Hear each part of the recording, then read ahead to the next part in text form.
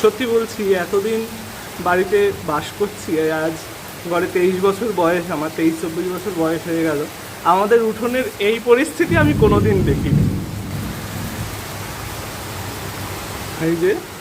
এই হচ্ছে আমাদের উঠোনের পরিস্থিতি। এই যে হাওয়াই চটি ভেসে যাচ্ছে, হাওয়াই চটি ভেসে যাচ্ছে, উঠোনের পরিস্থিতি এই।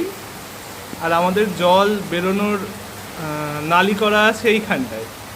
এখনও একটু বৃষ্টি না থামলে কি হবে কিছু বলা যাচ্ছে না।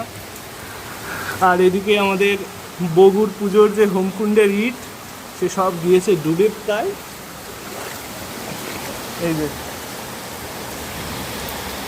পায়ের পাতা ডুবে যাওয়ার মতন এইখানে জল, আর একটু এইদিকে নামলে আরও জল।